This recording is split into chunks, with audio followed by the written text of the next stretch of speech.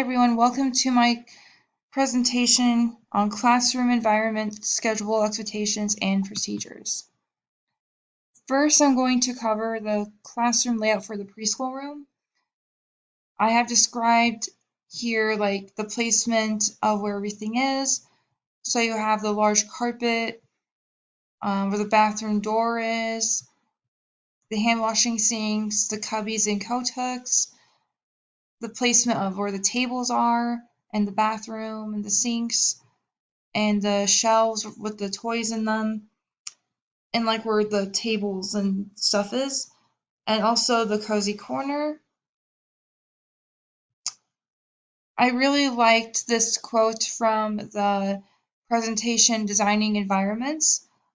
I believe it's really important for teachers to remember that an organized classroom that is interesting, orderly, and attractive contributes to children's participation and engagement with the learning materials and activities.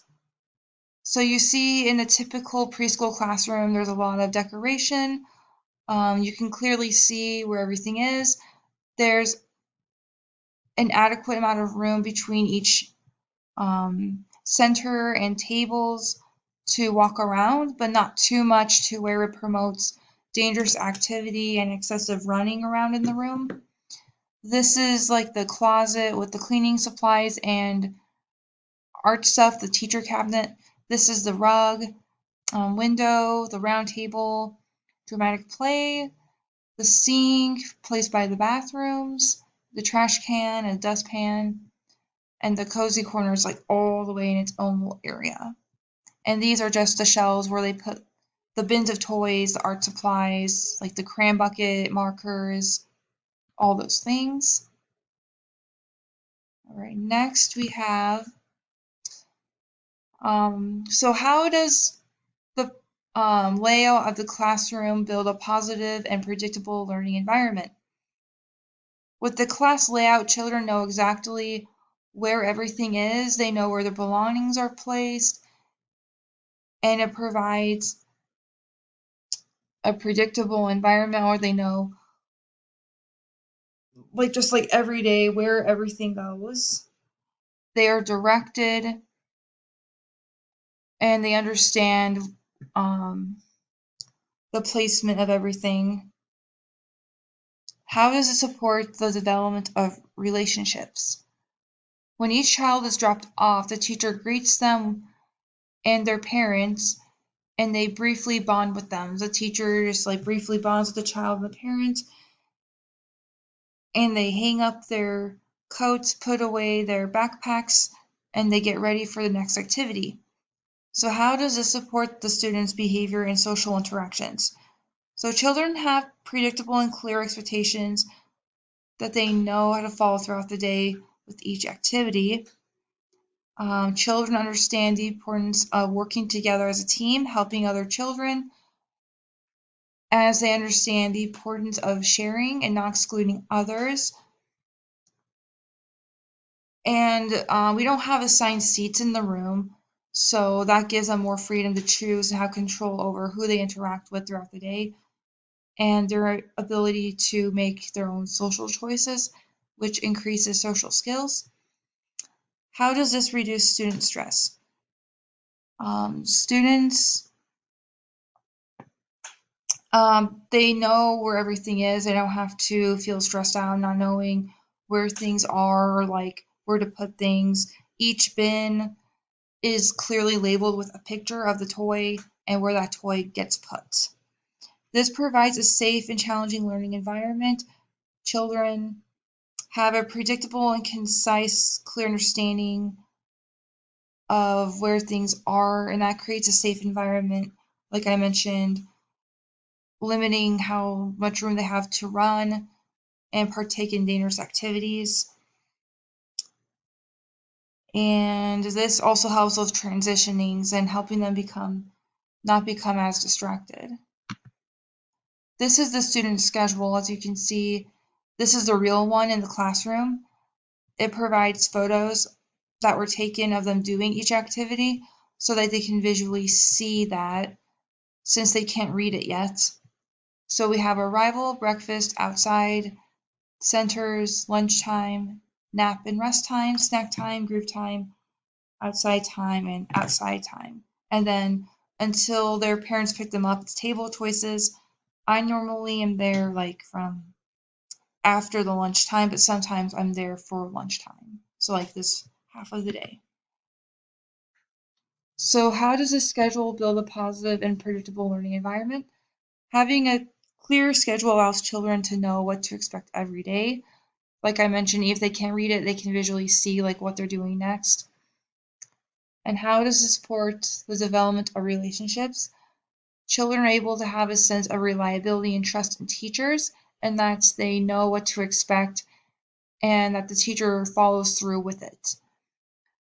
This supports the students' behavior and social interactions so they can plan activities throughout the day and like who they play with and what they're going to be doing, which reduces students' stress because it's, predictable, they know what's going to happen. This provides a safe and challenging learning environment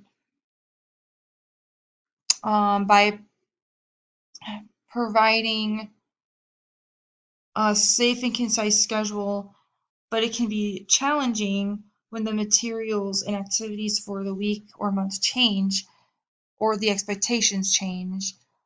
So, for example, like the sensory table in the classroom was filled with water the other day, and I was unaware of it and that it changed for the new month. So I thought that they were putting water on the table and I closed it. So just clear communication as well on when things do change is important. Oops, go back. So we have the expectations, we have circle time. Children are expected to sit down quietly, use their indoor voices, put on their listening ears, pick a book. They can have the teacher read one of their books, but take turns answering questions and speaking. At mealtime, children at this age are expected to pick a chair, where to sit, ask politely for more food or water, keep the food in the plate, use their utensils, not their fingers and hands, or play in the food, and to throw away all their trash and wash their hands to prepare for next activity. In centers, children are expected to find a center and know that there should only be 2 students per area or toy. Put the toys back when finished in a proper bin with the picture on it. Do not dump out bins. Use walking feet and not get distracted by getting out folders or cubbies until dismissal. Children are also encouraged to not play in the sinks or get into water or overcrowd centers, which has been a serious struggle every day. Outside, children are expected to stay in line and wait for the teacher to say their name so the teacher can do the name to face on the child's supervision record. They're expected to not dig in the dirt or play with sticks, run around with sticks, use the bikes safely by following the arrows and not knocking into other children, not hanging off the climber or climbing up the slide, and to not dump out or get the table toy blocks in the grass or disperse them throughout the entire playground, but to sit down and play with it at the table. How does this build a positive and predictable learning environment? Children have a clear understanding of the set rules in the classroom that they follow each and every day, which will help them later succeed in the classroom and in school in the future. How does this support the development of relationships? Students are able to establish a bond of trust and understanding with their teachers and peers by having concise rules and expectations that they understand and that they follow daily. How does this support students' behaviors interactions? Children learn how to safely interact with others and are able to grow their social skills by practicing safe behaviors with other children. This reduces student stress by allowing them to know what's expected of them and what the rules are and what the consequences are if they do not meet these expectations, which would be like to have a seat at a chair or to go find something else to do. And this provides a safe and challenging learning environment. Um, as some children, they will challenge the rules and they will go against them and be very non-compliant at times. So there's a safety plan in the classroom, of course, for evacuation, with like fire or if there's an intruder. There's a whole list of like what to do and what codes to use so children don't get confused or scared.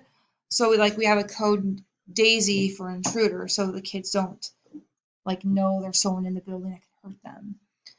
Severe weather, like move all the children to the bathroom, do the name to face, make sure they're all there accounted for, and wait to be cleared.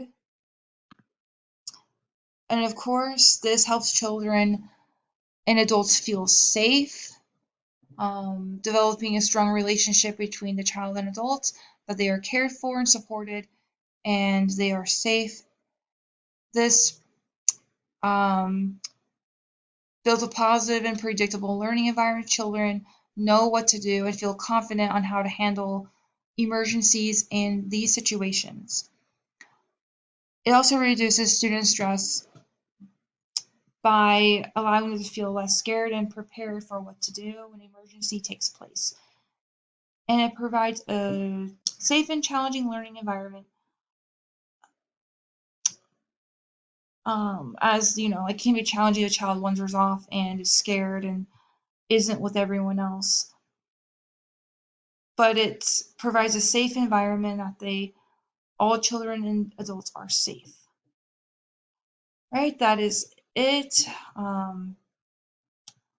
Thank you for listening, and I look forward to watching everyone else's responses on how they organize their classroom. Thank you. Bye.